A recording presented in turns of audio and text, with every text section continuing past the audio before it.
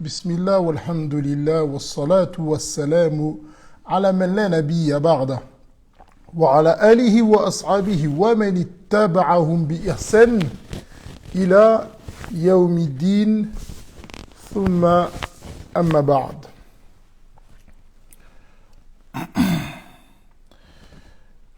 Donc on commence et on dit, parmi les annotations, on a, sache que la vie est courte, le temps passe vite et notre durée de vie expire à chaque minute. Nous n'avons pas de temps à perdre et nous n'avons qu'une seule vie pour faire le tri. Trouver le vrai chemin ou trouver le vrai chemin à atteindre, le contentement d'Allah, il n'y aura pas de deuxième chance. Et le repentir après la mort ne servira à rien.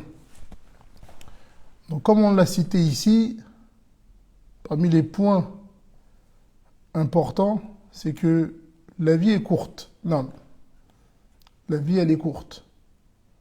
Même pour ceux qui ont vécu longuement dans la dunya, en réalité, c'est court. Si on dit qu'on a vécu 50 ans, 60 ans, en réalité, c'est quelque chose de très court. Qu'est-ce que tu as fait dans ces 60 ans? Si tu retires dans les 60 ans, peut-être 15 ans que tu as fait, ou est-ce que tu n'avais pas encore la raison? Ensuite, tu as atteint la puberté, tu as atteint l'âge, tu as vécu combien? 30 ans? Ensuite, tu as vieilli, tu as commencé à tomber malade, à devenir faible. La question, c'est qu'est-ce que tu as fait dans le laps de temps que Allah Ta'ala t'a donné? Après les 15 ans, lorsque tu rentres à l'adolescence, tu as cette période où est-ce que tu es entre le bien et le mal, tu es entre je sais, je ne sais pas, et tu multiplies peut-être les bêtises. Combien de temps tu as consacré dans cette vie, dans ces 60 ans, à Allah? Combien de temps? Combien de prières tu as fait? Combien de prières tu as manqué? Combien d'aumônes tu as donné? Combien de fois tu t'es repenti à Allah? Combien de fois tu as aidé les autres? Là, il faut qu'on se pose des bonnes questions. Lorsqu'on parle du repentir, on doit faire le flashback de notre vie. Qu'est-ce que j'ai fait dans ma vie? Qu'est-ce que j'ai fait de bien? Qu'est-ce que j'ai fait de mal? On s'assoit. Comme il disait Ibn al-Qayyim, rahimahullah, il faut que chacun d'entre nous, dans la journée, on ait un moment où est-ce qu'on se retrouve, on est seul. Et on se pose les questions. Qu'est-ce que j'ai fait de bien aujourd'hui? Qu'est-ce que j'ai fait de mal? Qu'est-ce que j'ai fait? Est-ce que j'ai prié les rawatib? Est-ce que j'ai prié les sunan avant la prière? Ou j'ai prié les prières dans le dernier temps de la prière? Est-ce que j'étais concentré dans ma prière? Est-ce que j'ai lu le Coran? Est-ce que j'ai appris quelque chose de nouveau dans ma religion? Est-ce que j'ai eu des bonnes paroles? Est-ce que j'ai essayé de rassembler les frères? Il y avait des problèmes entre sœurs. Est-ce que tu as essayé de les rassembler, de trouver une solution? Ou est-ce que tu as été celle qui vient rapporter des informations, qui va ramener ou qui va mettre de l'essence sur le feu? Est-ce que tu as été le frère qui essaye de réconcilier entre les frères? Ou tu as été le frère qui cherche à ramener des problèmes entre les gens? Pose-toi les bonnes questions. Est-ce que tu es une bonne personne? Est-ce que tu es une mauvaise personne? Chacun d'entre nous, il est en capacité de s'asseoir et de se dire « Je suis une bonne personne, je suis une mauvaise personne, j'essaie d'être une bonne personne, je suis une mauvaise personne, mais j'ai envie d'être une bonne personne. » Chacun d'entre nous. Ensuite, le temps passe vite. Non. Celui qui a passé la barre des 20 ans, il sait que le temps passe vite. Celui qui a passé la barre des 30 ans, il se dit « Mais hier, j'avais 20 ans. » Celui qui a passé la barre des 40 ans, il se dit « Subhanallah. » Moi, je me moquais de ceux qui avaient 40 ans. Je disais « Ah, lui, c'est un vieux, lui, il comprend rien. » Aujourd'hui, c'est moi, j'ai 40 ans, et les petits, ils ont 20 ans, ils se moquent de moi. Ils disent « Lui, il comprend rien, c'est un vieux. » Celui qui est arrivé à 50 ans, que dire? Celui qui est arrivé à 60 ans. Il voit toutes ces années qu'il a passées comme si c'était 10 ans. Le temps, il passe vite. Le temps, il passe vite. Qu'est-ce qu'on fait? Qu'est-ce qu'on fait de ces années? Comment est-ce qu'on œuvre? Comment on se rapproche de son Seigneur? Qui on était, qui on est? Si avant, on était meilleur que maintenant, wallah, il y a un problème. C'est-à-dire que la base, c'est que plus on avance, plus on prend conscience et plus on essaye de s'améliorer. Plus on essaye de se diriger vers Allah. Et comme on l'a dit, comme le temps il passe vite, on n'a pas de temps à perdre. Wallah, on n'a pas de temps à perdre. Il faut foncer. On a des objectifs. Et parmi les sagesses et l'intelligence que le croyant il doit avoir, il y a le fait d'avoir des objectifs. Car lorsque la personne qui a un objectif, il est différent de celui qui marche et qui n'a pas d'objectif. C'est pour ça que vous voyez chez les athées, chez les personnes qui disent croire en rien, il y a beaucoup de suicides. Pourquoi? Parce qu'ils n'ont pas d'objectif. Il vit, comme s'il n'allait jamais mourir, et il sait qu'il va mourir, mais il vit d'une manière désordonnée. Et à un moment donné, il s'arrête et il se dit, mais pourquoi est-ce que je suis là? Je galère, j'arrive pas à payer mes factures, j'arrive pas à faire ci, je suis malade, personne ne veut de moi, j'arrive pas à me marier. Qu'est-ce qu'il fait? Il se dit, mais attends, je suis là, je me fatigue pour rien, il met une corde autour de son cou, il se suicide. Alors que le croyant, là, parce que le croyant, à chaque fois, il se rappelle qu'il a un Seigneur. À chaque fois, il se rappelle que Inna Allah ala kulli shay'in qadir. À chaque fois, il se rappelle que son Seigneur est capable de toutes choses. À chaque fois, il se rappelle que les situations dans lesquelles il est, Allah, il peut le sortir de cette situation à n'importe quel moment. Et quand le croyant il est dans cette situation-là, il sait que cette chose-là, c'est un bien. Subhanallah. Taïb. Donc c'est pour ça que le croyant qui a un objectif, il est différent de celui qui n'a pas d'objectif. Et parmi les objectifs les plus importants, l'objectif, le fait de rentrer au paradis. Des fois, on oublie. On passe une journée comme ça, et on oublie que l'objectif de chaque croyant, c'est d'adorer Allah de la meilleure des manières, de ne rien lui associer. Et c'est quoi l'objectif? Entrer au paradis. Entrer au paradis. Le paradis, comme Allah Ta'ala l'a dit dans le Coran, l'endroit que nul n'œil a déjà vu. Donc c'est de ça qu'il est question. C'est de ça qu'il est question. Ensuite, il dit, le piège, c'est de croire qu'on aura le temps de se repentir. Ça, c'est un piège. Le piège, c'est de croire qu'on aura le temps de se repentir. Ensuite, écoutez ça. Et l'espoir d'une longue vie conduit la personne à sans cesse repousser le repentir jusqu'à se voir happé par la mort. Donc on reprend. Le piège, c'est de croire qu'on aura le temps de se repentir. Première chose. Voilà le premier piège. Le premier piège, c'est de constamment penser qu'on aura le temps pour se repentir. On a tous quelqu'un comme ça autour de nous, si ce n'est pas nous. On a tous quelqu'un comme ça qui, lorsque tu lui fais des rappels, lorsque, il te dit, Naam, Inch'Allah. Naam, je vais me ranger. Naam, j'atteins le million, ensuite je me range. Ah, wallah, c'est toi qui le dis. T'es sûr que tu vas atteindre ce million justement et après tu vas te ranger? Ou est-ce que la mort ne va pas t'attraper avant? Combien de personnes qui étaient totalement en bonne santé et un jour on vous a appelé, on vous a dit telle personne est décédée? Je pense que ces personnes-là, elles ne se comptent pas. D'accord? Chacun d'entre nous, je pense il a des personnes qui étaient en bonne santé, qui sont mortes comme ça. Qadar Allah. Allah Ta'ala a décidé de reprendre ces personnes à tel âge, 20 ans, 21, 25. Donc, Le piège, c'est de croire qu'on aura le temps de se repentir. Ensuite, et l'espoir d'une longue vie. Non, parce qu'en réalité, on a tous l'espoir d'une longue vie. C'est ça la vérité. Pourquoi? Tu vas trouver des gens, ils vont faire un projet sur 10 ans. Inch'Allah. Tu sais que tu vas être là dans 10 ans? Tu fais un projet sur 10 ans. D'autres, ils vont faire un truc haram qui va les suivre pendant 10 ans ou 15 ans. Les crédits. Et il y en a qui font leur crédit et au fond d'eux, qu'est-ce qu'ils se disent? Subhanallah. Ils se disent, je vais finir le crédit, ensuite je vais me repentir. Masha'Allah. Comme tu sais combien de temps tu vas vivre et quand est-ce que tu vas mourir, tu es en capacité de dire ça.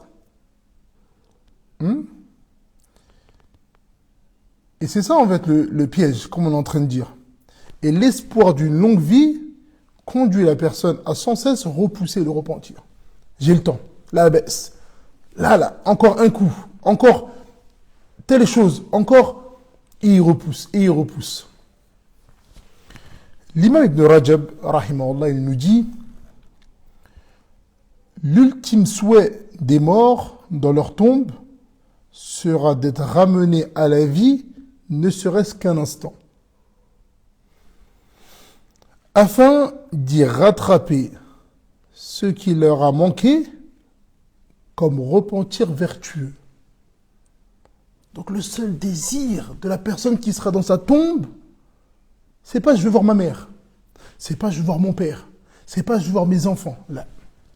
C'est je veux juste revenir pour me repentir de telle chose. Telle chose, j'ai volé telle personne, je veux lui rendre son haq.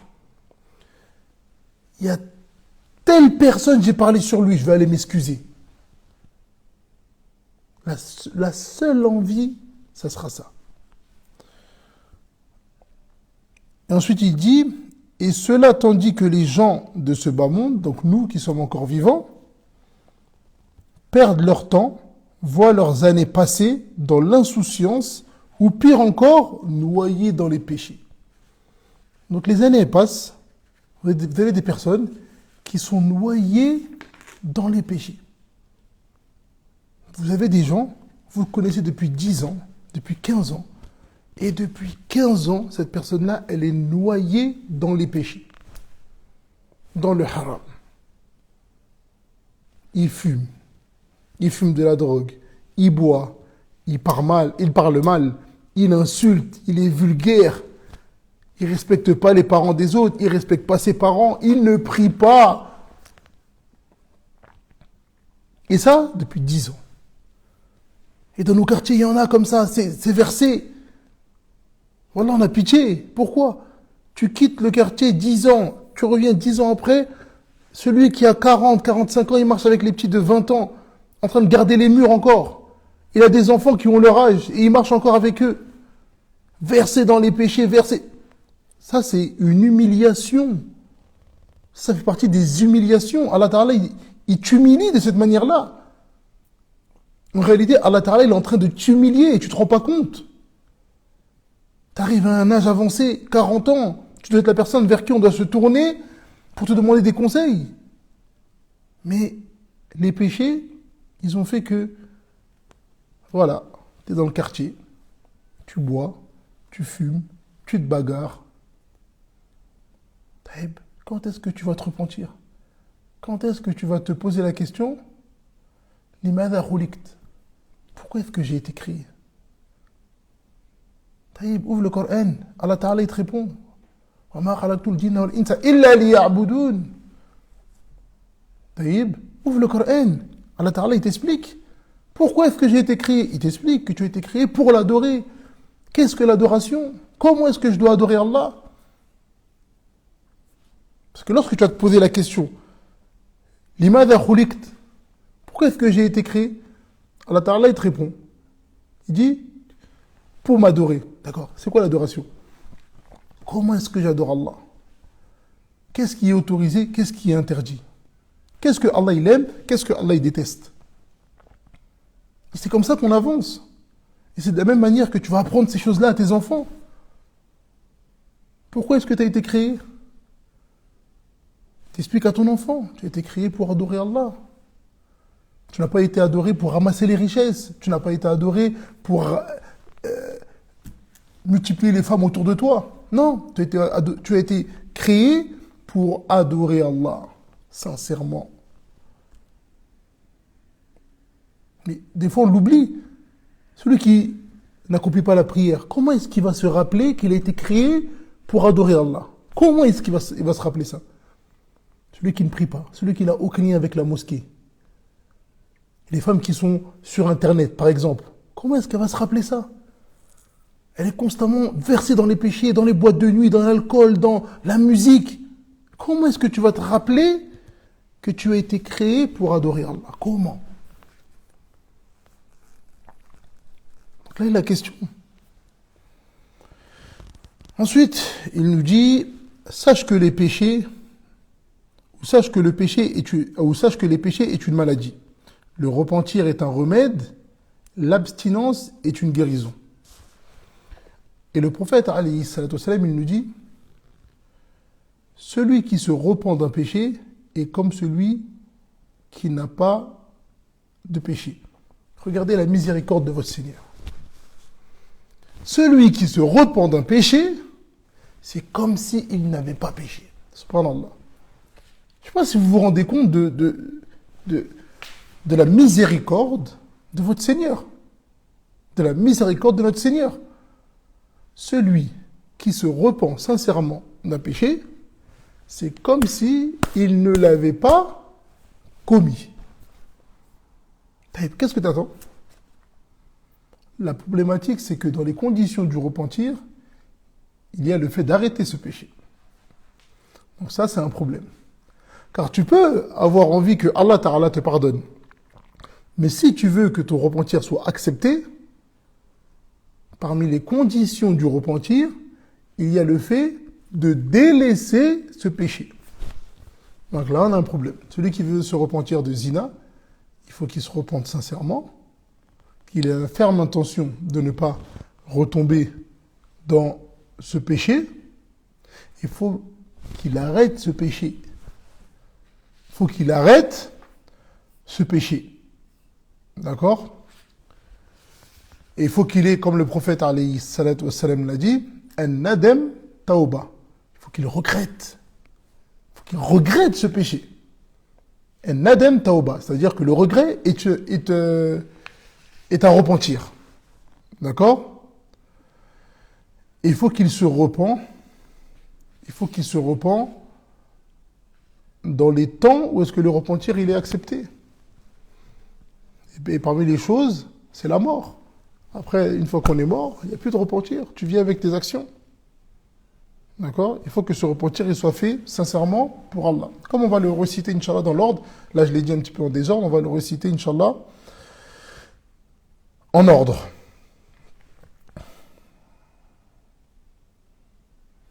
Ensuite, il nous dit, la mort est si soudaine, si brutale, qu'ils se sont réveillés un matin sans savoir qu'ils vivaient leur dernier jour.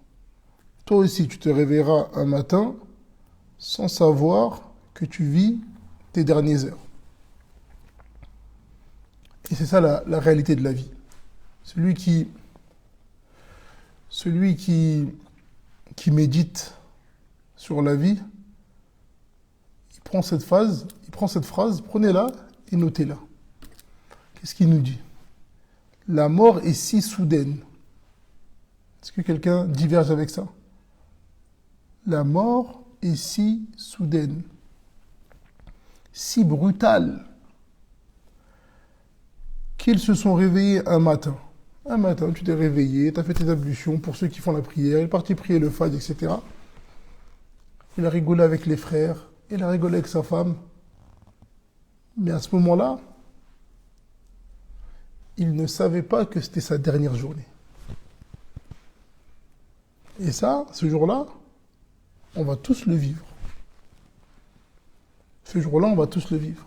On va se réveiller un matin, sans savoir que ce jour-là, qad qudiya amruk. Donc c'est la fin pour toi. Et on va tous vivre ce jour. Donc on reprend. La mort est si soudaine, si brutale, qu'ils se sont réveillés un matin sans savoir qu'ils vivaient le dernier jour. Toi aussi. Tu te réveilleras un matin sans savoir que tu vis tes dernières heures. Donc c'est pour ça que les salafs, ils avaient l'habitude de vivre chaque jour comme si c'était le dernier. Lorsqu'ils se réveillaient, il se disait pas qu'il allait atteindre le soir. Lorsqu'il atteignait le soir, il se disait pas qu'il allait atteindre le matin. Et c'est quoi la sagesse dans ça? C'est que celui qui vit de cette manière, constamment il est en train de se repentir. Constamment il a la crainte. Il dit là, ça peut être mes dernières heures. Là, il y a la prière du Asr, je la retarde pas. Ouais, mais il y a tel commerce, attends, on finit ça. C'est peut-être ma dernière prière du Asr. Parce que si on te dit que cette prière-là, c'est ta dernière prière, Wallah, alladhi la ilaha ghayru, même si on te dit quoi, tu vas pas la rater. 1 million, 2 millions, tel business, c'est ma dernière prière du Asr. Comment est-ce que je vais la rater? Comment est-ce que je vais la retarder? Comment est-ce que je vais pas prier en groupe? Et le problème, c'est que nous, on pense qu'on a le temps. Le problème, c'est que nous, on pense que on a le temps. C'est pour ça qu'on retarde nos prières. C'est pour ça que des fois, même, on les fait sortir de leur temps. Parce qu'on pense que on a le temps. Si tu sais avec certitude que la prière du Risha qui arrive, c'est ta dernière prière, là, tu vas prier comme tu n'as jamais prié. El khushu', tu vas être sérieux, concentré, tu vas penser à rien. C'est pour ça que les salafs, quand ils atteignaient le matin, comme on l'a dit, ils ne pensaient pas qu'il allait atteindre la nuit. Et ils vivaient comme si c'était son dernier jour. Et ils l'œuvraient. Si on demande, c'est quand la dernière fois que tu as fait une aumône? Pas forcément une grosse aumône, 5 euros, 1 euro, 2 euros, quand est-ce que? Pose-toi la question.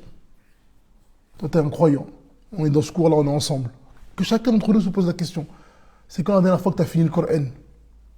C'est quand la dernière fois que tu as lu un juz? C'est quand la dernière fois que tu as lu 5 pages? C'est quand la dernière fois que tu as lu une page de Coran? On est vendredi. Pose-toi la question. C'est quand la dernière fois que tu as aidé un pauvre? Pose-toi les questions. Toi, en tant que musulman, en tant que croyant, remets-toi en question. Pose-toi les vraies questions.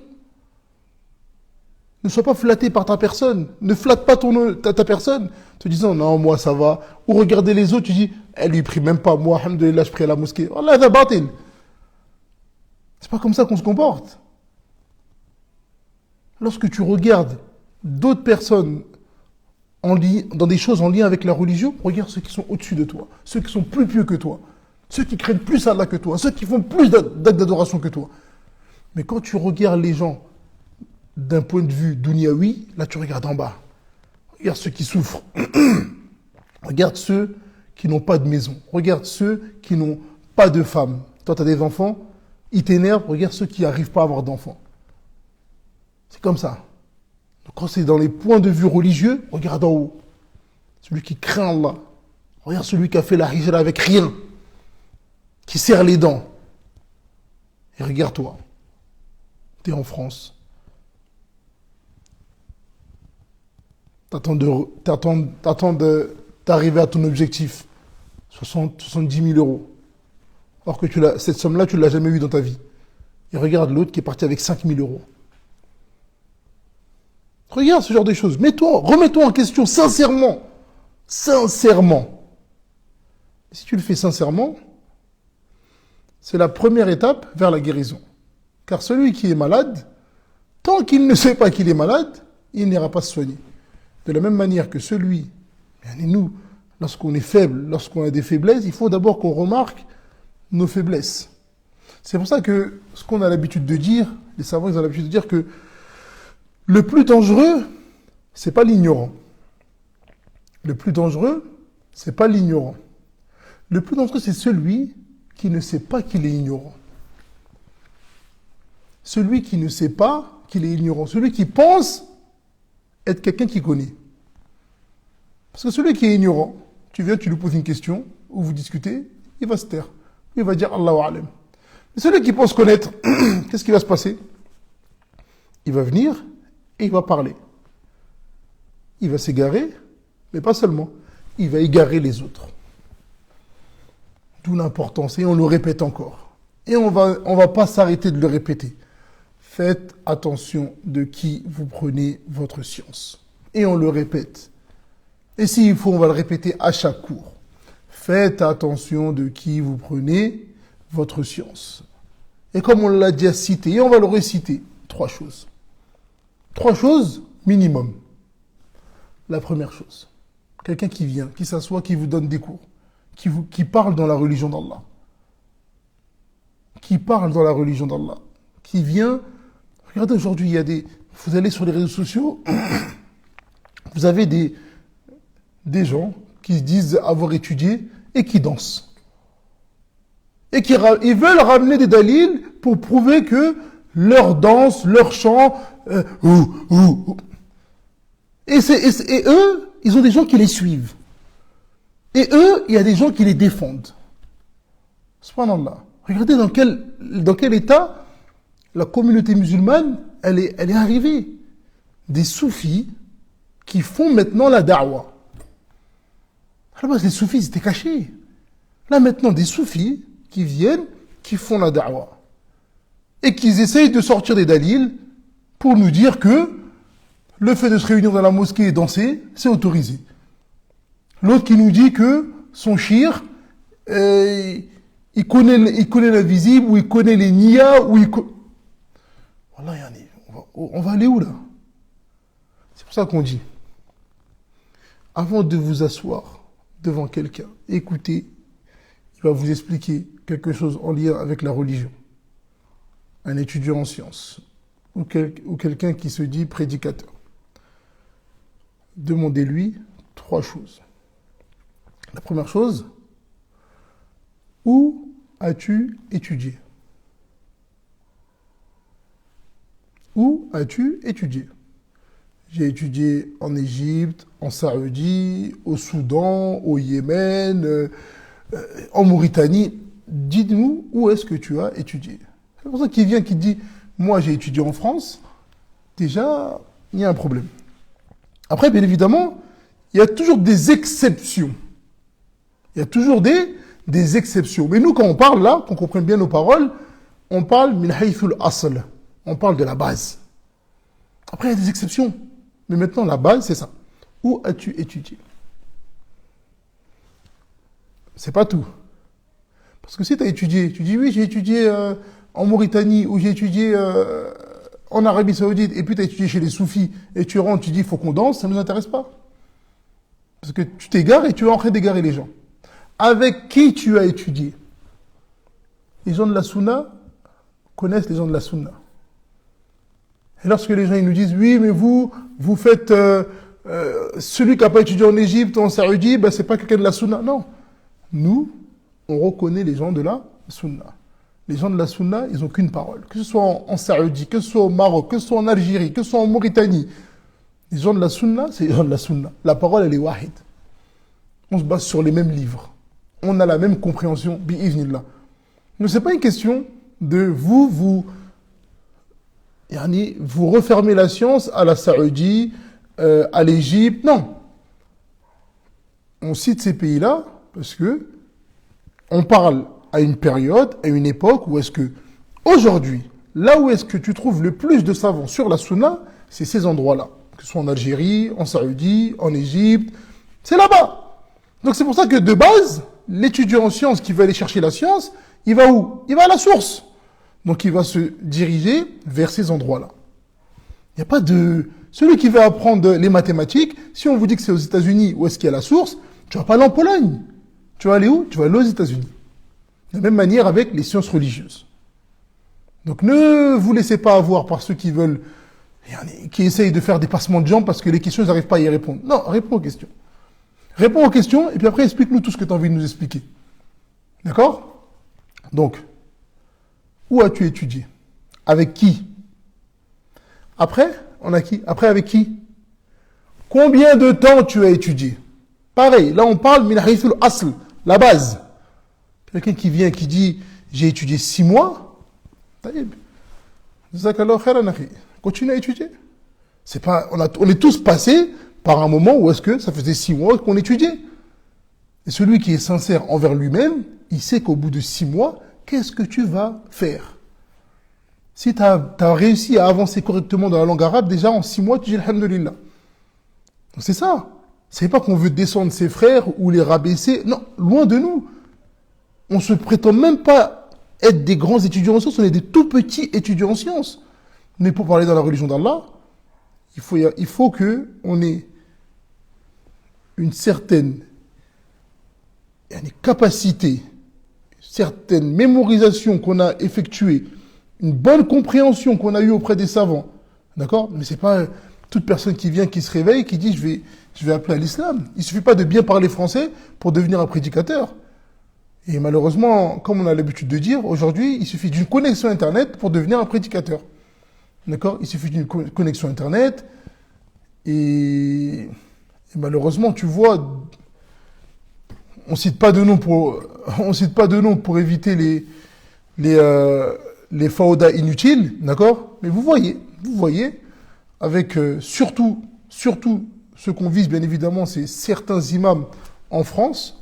Et si vous leur posez ces 3 questions, vous allez vite fait vous rendre compte que un tel, il va dire j'ai étudié à Porte de la Chapelle, l'autre j'ai étudié au Bourget, l'autre j'ai étudié à Lyon. Et tout, en respectant tout le monde, bien évidemment, hein, en respectant vraiment tout le monde. Et après avoir posé ces 3 questions, n'oubliez pas que, parce qu'il y a des gens de l'innovation qui vont avoir les 3 réponses correctes. Maintenant, on écoute aussi qu'est-ce que la personne a dit. Parce qu'il peut y avoir une personne qui a étudié 2 ans, 3 ans auprès des savants, ensuite qui est rentré, qui a fait un ijtihad, qui a révisé, qui a appris des choses, qui a écouté les cours des savants, etc. Et qui essaye de faire profiter les frères autour de lui, dans son quartier, etc. Et qui appelle à la droiture, qui appelle comme les gens de la sunna. On ne parle pas de ces frères-là. Mais on parle des frères. Il y a des frères qui ont ces 3 réponses, mais lorsqu'ils ouvrent la bouche, c'est du poison qui sort. Lorsqu'ils ouvrent la bouche, c'est du poison qui sort. Soit ils traitent les gens de la sunna, soit ils appellent à se relever contre le gouverneur, et ça, Inch'Allah, on fera un live où est-ce qu'on expliquera la croyance des gens de la sunna par rapport au gouverneur. Et parmi les plus gros mensonges, subhanallah, vous avez les gens, ils n'ont rien à dire sur les gens de la sunna. Ils n'ont rien à dire sur les prédicateurs. Qu'est-ce qu'ils vont dire? Vous fermez votre bouche quand ces choses-là se passent en Saoudi. Et quand c'est en France, vous venez, vous dites que c'est haram, vous dites que. Donc aujourd'hui, je vais répondre à toutes ces personnes.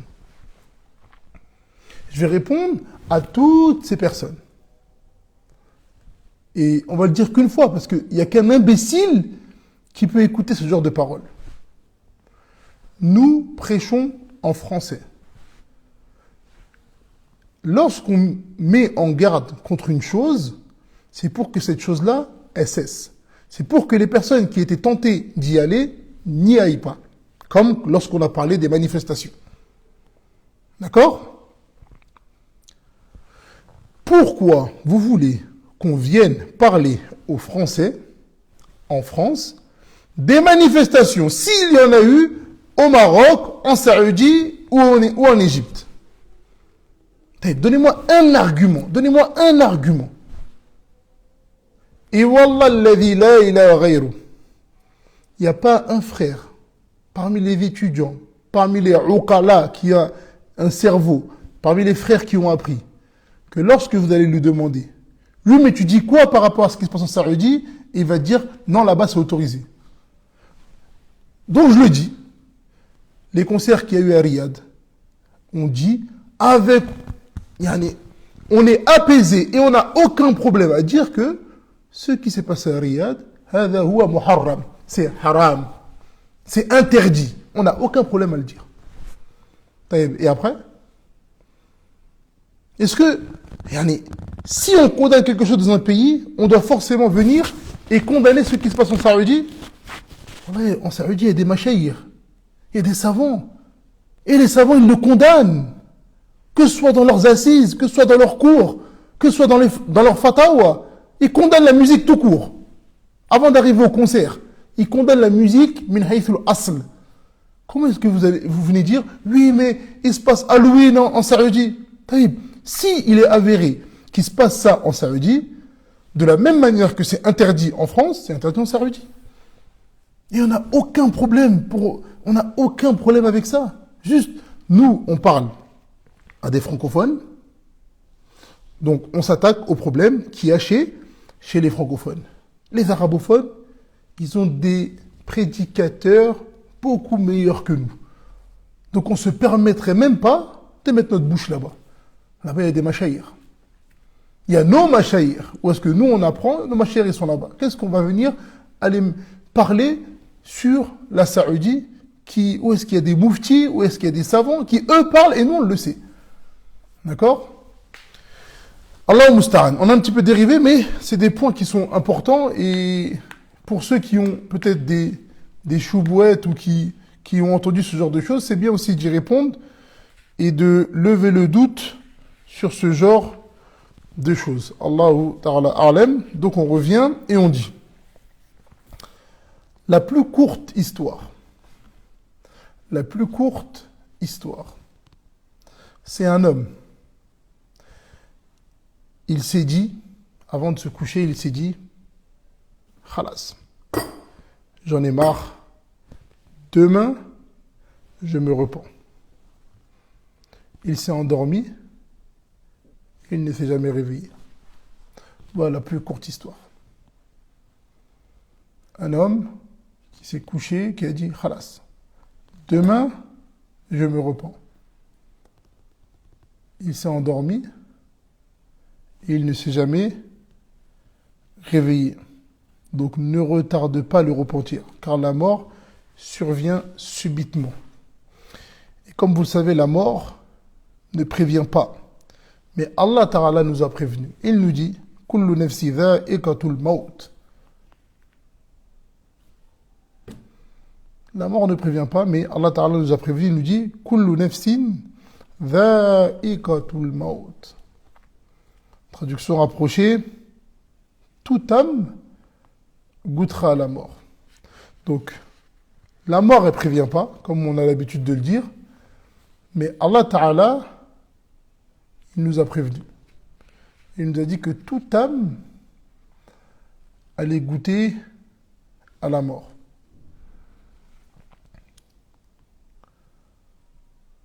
Et comme on l'a dit tout à l'heure, un jour, sans que tu ne le saches, tu parleras pour la dernière fois avec ta mère, avec ta femme, avec tes enfants.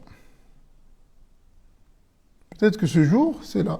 Là, je suis en train de vous parler. Peut-être que j'ai parlé à mes enfants pour la dernière fois. Là, je les ai couchés. Il est possible que j'ai parlé à mes enfants pour la dernière fois. C'est ça la réalité. Un jour, ça peut être aujourd'hui, ça peut être demain, ça peut être après-demain, ça peut être dans un mois, ou dans 5 ans, ou dans 10 ans. Mais ce jour-là, il va venir. Lorsque tu vas parler avec tes proches pour la dernière fois. Que tu vas parler avec ton épouse pour la dernière fois. Avec ta mère, parce que peut-être que c'est toi qui vas mourir, ou peut-être que c'est elle. Et lorsque l'homme, il est venu voir le prophète, alayhi salatu wassalam, et il lui a demandé quelle est la personne avec qui je dois le mieux me comporter. Dans une autre version, avec qui je dois avoir la meilleure compagnie. Qu'est-ce que le prophète, alayhi salatu wassalam, a répondu? Il a dit « Ummuka ». Thumma men. Il a dit ensuite qui? Ummuka. Thumma men. Ummuka. Après qui? Il a dit ta mère. Après qui? Ta mère. Après qui? L'homme il répond encore au prophète. Il dit Thumma abouk. Ensuite, ton père. Donc, le conseil qu'on peut donner ici, c'est prenez soin de vos parents tant qu'ils sont encore en vie. Priez pour eux s'ils ne sont plus de ce monde. Prenez soin de vos parents. Et pour ceux qui ont perdu leurs parents, invoquez, invoquez. Et ne les oubliez pas. Car au début, on invoque. Puis après, avec le temps, les occupations, on oublie. Quel mauvais enfant tu es si tu oublies tes parents dans les invocations. Toi, tu es encore en vie et tu les oublies dans tes invocations. Comme c'est vu dans le hadith, le prophète, alayhi salatu salam, il nous dit إِذَا مَاتَ الْإِنسَانِ إِنْقَطَعَ عَمَلُهُ إِلَّا مِنْ ثَلَاثٍ. Donc, lorsque l'homme meurt, ses actions s'arrêtent, sauf 3. Et parmi les 3, il a cité Al-Walad Salih, l'enfant pieux qui invoque pour ses parents. L'enfant pieux qui invoque pour ses parents. Donc, soit cet enfant-là, soit cet enfant qui invoque pour ses parents. Et les parents ne sont pas éternels. Donc appelez-les, allez les voir, riez avec eux, prenez-les dans vos bras, laissez-les parler et écoutez-les. Écoutez leurs histoires, même si vous les connaissez déjà. Parce que nos parents, il y a beaucoup de nos parents qui racontent toujours les mêmes histoires. Et ils oublient même qu'ils nous l'ont déjà raconté. Écoutez l'histoire. Et faites comme si vous l'avez jamais entendu. Et rigolez et parlez avec eux. Lorsque les parents ils arrivent à un certain âge, ils n'ont plus besoin de beaucoup. D'accord? Si on peut les aider un petit peu financièrement, passez du temps avec eux, les appeler, pour ceux qui habitent à côté, allez les voir, restez avec eux. Alors là, c'est pas grand-chose. Traitez-les de la meilleure des manières. Respectez-les. On a des frères ou des sœurs, qu'Allah les guide. Je les vois comment ils se comportent avec leurs parents. Ouais, mais mon père, lui, c'est un soufi. Ah, mon père, lui, c'est un innovateur. Mon père, il prie pas. Machallah, c'est quand tu vas te comporter comme ça qu'il va quitter la soufia et qu'il va devenir, droit dans ses bottes. Ma sœur, c'est quand tu vas te comporter comme ça avec ta mère que tu vas réussir à la convertir. C'est quand tu vas l'insulter de soularde, de ceci, de cela, que tu vas réussir à la convertir. Le prophète, alayhi salatu wassalam, il était doux. Il était doux, la base. Il avait de la rahma. Alors comment toi, avec tes parents, t'as pas cette rahma-là? Qu'ils soient musulmans ou non musulmans. Combien de frères qui se sont convertis, ils ont été la cause que leurs parents, après ça, ils les ont suivis. Parce qu'ils ont été doux, patients. Tu penses que tu viens, tu dis une parole à ta mère ou tu as fait un débat avec elle, ça y est, elle doit t'écouter? Alors que toi-même, tu connais même pas bien ta religion, peut-être que tu lui as expliqué des choses, elle n'a même pas compris, et toi, tu penses que tu l'as bien expliqué? Alors que Allah Ta'ala dit dans le Coran que c'est lui qui guide, et par le prophète, alayhi salatu wassalam, le meilleur des hommes. Le meilleur des hommes. Celui sur qui est descendu le Coran. C'est quel élément que toi tu peux donner à ta mère que le prophète, alayhi salatu wassalam, il n'a pas donné aux gens de sa famille? Il n'a pas donné à son oncle. C'est quel élément que toi aujourd'hui tu vas donner à ta mère ou à ton père que le prophète lui-même, alayhi salatu wassalam, il n'a pas donné ça à son oncle? Comme élément, comme chose pour le convaincre. Et malgré ça, comme vous le savez, il est mort en dehors de l'islam. C'est rien. Donc c'est de ça qu'il est question. Donc ne te précipite pas. Sois doux, sois douce, patiente avec ta mère, avec ton père, avec les membres de ta famille. Appelle-les de la meilleure manière. D'accord?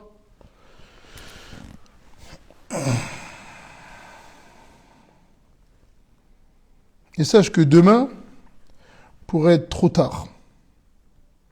Et demandez à ceux qui ont perdu leurs parents, si vous doutez, demandez à ceux qui ont perdu leurs parents, est-ce que ce trou, ils ont réussi à le combler? Et demandez-leur comment ils regrettent. Demandez-leur qu'est-ce qu'ils donneraient pour que leur mère ou leur père y reviennent et qu'ils passent des moments avec eux. Qu'ils les appellent d'une meilleure manière à l'islam. Pour ceux qui sont morts dans la mécréance. Demandez-leur. Et on demande à Allah Ta'ala de préserver nos parents, de les guider vers le droit chemin et qu'il fasse miséricorde à ceux qui sont déjà partis. Et on demande à Allah Ta'ala de nous faciliter l'apprentissage de notre religion, la patience dans les épreuves, dans les fitnas,